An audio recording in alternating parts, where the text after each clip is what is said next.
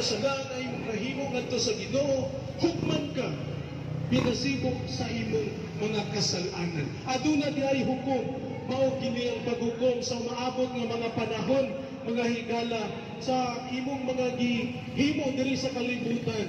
Imo bang gidawat ang Dios o imo ba siyang gisalikway? Mao ni ang paghukom. Nagtanaw ang Ginoo kung imo ba siyang gidawat o imo ba siyang gisalikway. Nagtuman ka ba sa iyang kabubuton o nagpadayon sa imong kaugalingong kabubuton?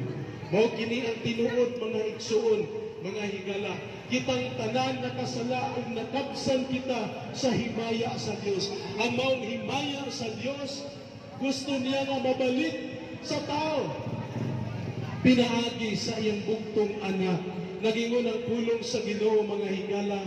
Ang tanan nakasala, nakabsan sa iyang himaya.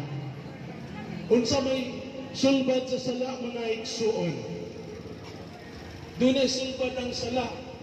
Pero unsa maning mga salaa nga kanunay nagagapo sa ta?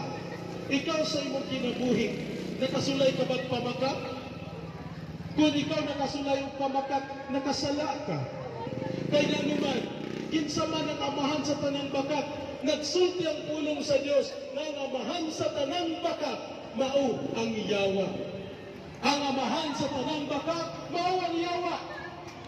Kung ikaw napahimog kang pamakat, pangayog pasaylo sa Ginoo. Repent, hinusuli ang imong mga kasalanan. Kung ikaw nakahimo usab sa paghunahuna o mga butang na dili na hunahunaon, for example, nagingon ang pulong sa Dios. Nagunahuna ka, usa ka tao, tungod kay lagot kay ka, gusto nimong patyon, sa hunahuna pa lang nimo, ikaw nakasala na.